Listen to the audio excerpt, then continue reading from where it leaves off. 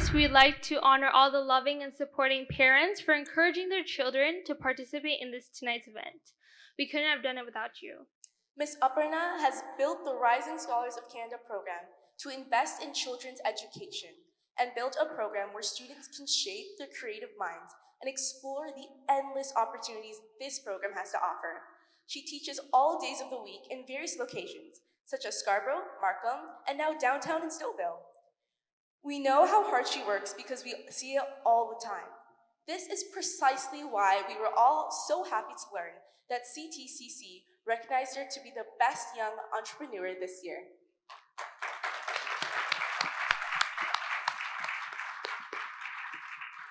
She's a role model to all her students in this room, and she truly considers us as family.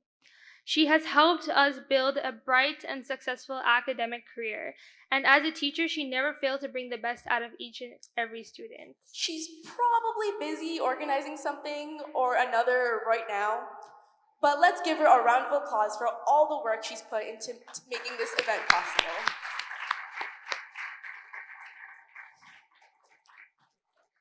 Get ready, finalists, because we are now going to begin the primary division. Helona. Yeah? Sorry, I was daydreaming. Well, guess we should get started by introducing the ever so cute Danya Anushin for her speech about dreams. Good morning, all our judges, respected parents, and my dear friends.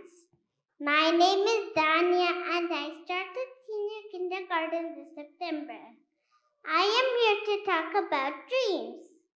Dreams can be of different types.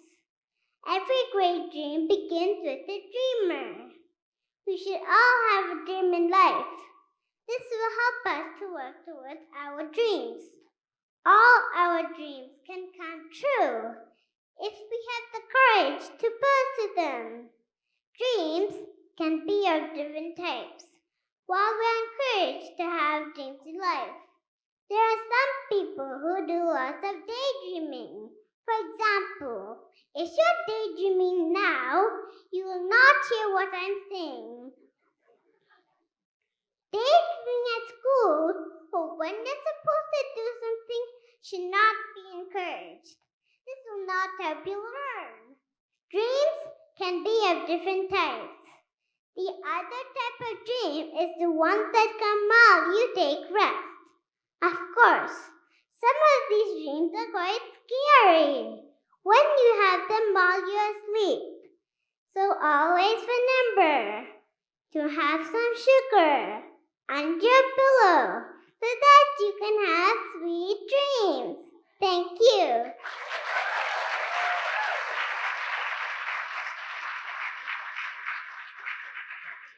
But it's okay, it's all fine. I was still listening during your speech. Don't worry, Danya, that was a beautiful speech.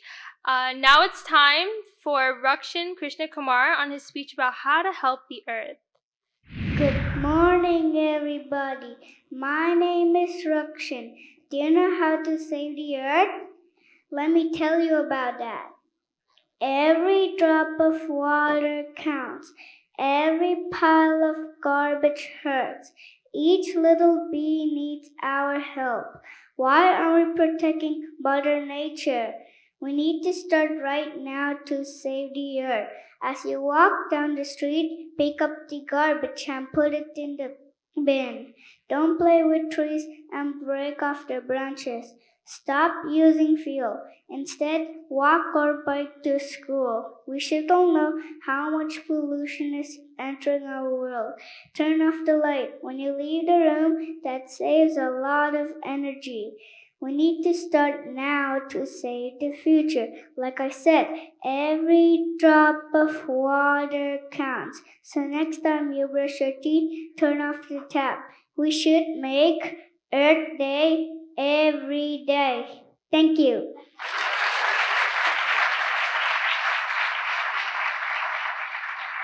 Wow, Rakshan, scientists can take a lot of notes from you. You have many important ideas on how to help protect the earth.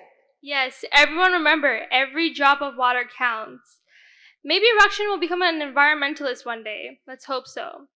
Next up, we would like to introduce Kavi Yasin Ramanan, who will be bravely talking about bullying. Let's give him a round of applause, please.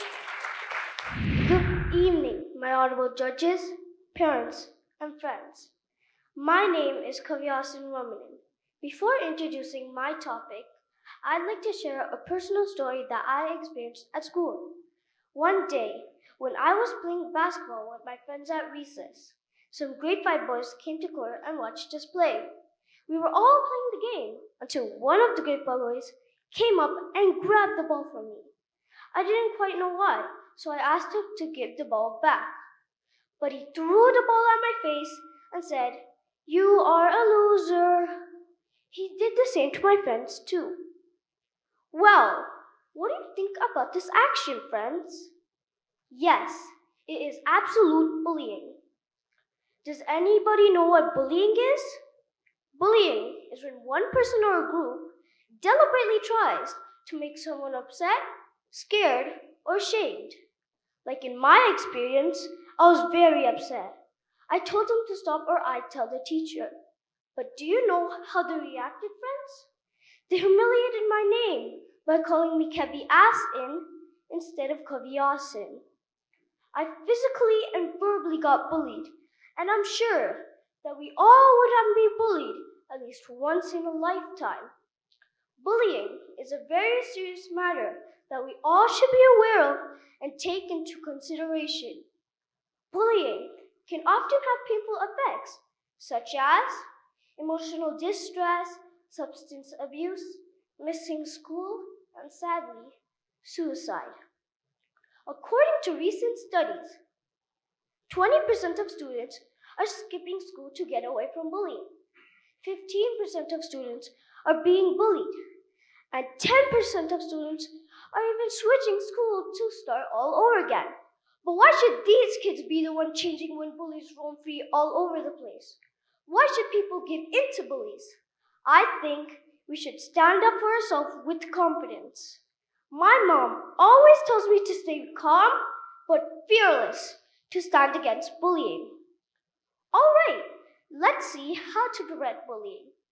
First of all, we should all be aware of what's bullying through reading and discussing with parents and friends.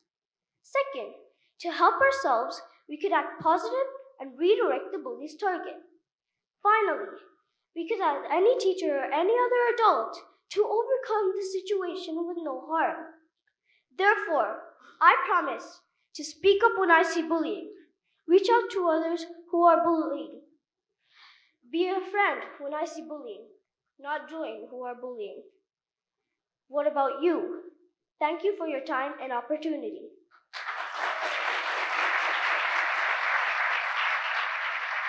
I believe many of us were touched by that beautiful speech. He made us understand to always be fearless in any situation of bullying. So thank you for that. I believe that bullying is a very difficult topic to talk about, as many people don't really understand the magnitude of it and how it can really, really affect someone. I would also like to talk about how awesome you were when you stopped and you paused, but when you took a deep breath, you were able to continue. Because I was in that exact same situation, but I was much older, I was in grade 7. And it's such a scary experience, so it was truly amazing how you were able to do that.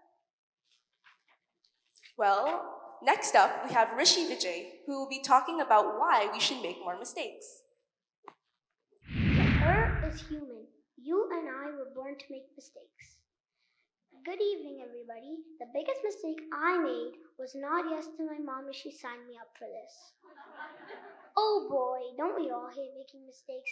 Be it forgetting a school homework or miscalculating a math problem. We really beat ourselves. Well, not literally. How many of you have ever made a mistake? Ah, quite a few of you, including my parents. I never make the same mistake twice. I make it 5 or 6 times just to be sure. To do something without making a mistake is very unlikely, but mistakes are good. How will we learn a new language without making a mistake? How did we all learn to skate without falling? Like someone said, I've learned so much from my mistakes. I'm thinking of making a few more. Jokes apart, Huge mistakes can also come out like crunchy, crumbly chips. The story goes like this. One day at Saratoga Springs, George Crumb was using french fries for one of his customers. When he gave the french fries to his customer, the customer said, "I demand thin french fries." So once again, George Crumb went back to the kitchen and made thin french fries. So once again, the customer said, "I demand way thinner french fries." So George Crumb decided to teach this whiny customer a lesson. So he cut the potatoes as thin as he could, fried them until they were brown, and added salt. To George's surprise, the customer said, "It's very tasty." And we agree too.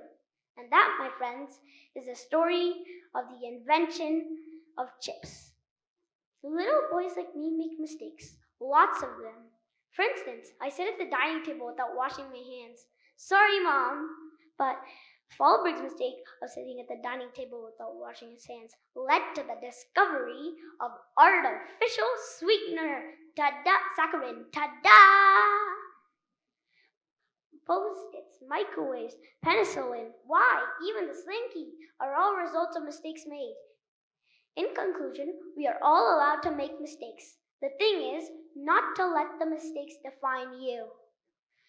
When you do a mistake, it's an indication that you are trying to do something new. You're also learning and discovering. When you do a mistake, there are 3 things you should remember to do. Number 1, admit it. Number 2, learn from it. Number 3, do not repeat it. And yes, my friends, I'm not going to repeat this mistake. Just kidding! When life gives you lemons, make a lemonade. Lots of lemonade. That is amazing. Usually, when we make a mistake, we believe that we are failures and we instantly give up. Yes, mistakes are the foundation to our success. Every successful person, even in this building, have made tons of mistakes that they learned from. Now we will hear from Kirti Mayuri Vivek's speech about This Little Earth Is All We've Got. Good evening, judges and fellow friends. I'm Kirti Mayuri Vivek. Today my topic is This Little Earth Is All We Have Got. Let me ask you this question first. What will you be after 20 years? Well, many of us would say doctor, scientist, teacher, and so on. So, we will have become a better progressed person after 20 years, right? My next question is, where will you be after 20 years? Answer is, in this very same earth, but inhaling smoke, eating GMO foods, and drinking water in milliounces because we didn't let the earth to progress in a greener way. Today, this wondrous world is filled with all the beauty that nature brings. It took millions of years to get it just right. The perfect mix of gases, temperature, weather that we enjoy today. But if we keep taking what we want instead of what we need, what will be left here? Spare the thought. This little earth is all we have got. What do you see while you play in a park, walk along the road, or in your own backyard? If you say trees, plants, you're just half correct. What you missed is that very tree is a homeland for so many teeny tiny creatures like parading ants, buzzing bees, fluttering butterflies, webbing spiders, nesting birds, insects, worms, flies, and much more. If we cut down these trees, forests, or pollute air like it happened in the Amazon rainforest recently, indirectly we are kicking out these creatures out of their homeland and making them homeless. Today, if we make these creatures homeless, then someday Mother Earth will make us homeless. According to scientist Albert Einstein, if all the bees disappeared off the earth, then mankind would have just 4 years of life left. If disappearance of just a tiny cute bee impacts man life so much, then disappearance of other birds, animals will surely destroy our livelihood. Don't you agree? When our parents were kids, Mother Nature nurtured them well. Now, is it not our turn to take care of our Mother Nature so that she stays young and intact to take care of our future generations? What we kids can do might be baby steps, but if we all do it together, it will leave a big footprint for others to follow. Baby step number 1. Turn off the tap while brushing your teeth and shorten your shower by a minute to save liters of water. Baby step number 2. When leaving the room, turn off the lights. Baby step number 3. Try carpool, walk, or cycle to school to reduce usage of number of cars, hence less carbon emission. Baby step number 4. Always remember 3 R's. Reduce, reuse, and recycle. Bring homemade lunch in reusable containers instead of plastic-wrapped Lunchables. Remind your parents to take reusable cloth bags to grocery store. Parents, if you can carry a 250-gram smartphone and 350-gram power bank in your pocket, can't you carry a 30-gram reusable cloth bag with you? Instead of buying bottled water, drink tap water or get your own bottle. Donate or swap used toys and books. This way, we can reduce plastics so that it doesn't end up in beautiful ocean affecting aquatic life or polluting landfill. Baby step number 5. Instead of playing video games, sow a seed or plant a sapling wherever possible. Watch it grow along with you and feel happy. So let's take that extra mile to play our part and change the way we live, not only for our dear earth, but also for our future generations. You parents say you love your children above all else, yet you are stealing their future in front of their very eyes. We are not apart from nature, we are a part of nature. Only when nature thrives, we thrive. Let us help her grow greener to solve all our problems. What we do today matters. Help Earth, help yourselves. This little Earth is all we have got. Thank you. Steve, for that amazing and insightful speech. The baby steps you have recommended will make a huge impact on our society and Earth. Now we understand why this little Earth is all we've got. Kirti, Mother Earth is so proud to hear about how much you care about her. Next up, we have Bhavana Anushin, who will talk about the power of a smile. Good afternoon, all our judges, respected parents, and my dear friends. My name is Bhavana, 9 years old. Guess what I am going to talk about today? What is more beautiful than a blooming flower? What is more charming than a lovely sunset? I hope you guessed it right. Yes, it is your smile. We shall never know all the good that a simple smile can do, says Mother Teresa. A smile is not just an expression of joy, but it also helps spread happiness. In that sense, if you smile well, you're making this world a better place to live in.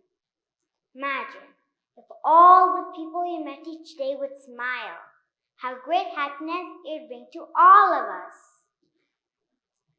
Smile is contagious. When you smile at someone, it will make the other person smile back at you, sometimes without even knowing. It will only take few seconds for you to gift a smile to someone else, but the cheer it brings lasts longer. Indeed, the richest person in this world is poor if he or she cannot gift a smile. A smile easily builds relationships. You can easily make a stranger your friend through a smile. A smile makes a person look more beautiful. A smile makes you also become a good communicator. Above all, remember, smile is God's unique gift to human beings. No other living creature can smile except for human. Therefore, smile. Spread joy all around and find the whole world smile back at you. Thank you.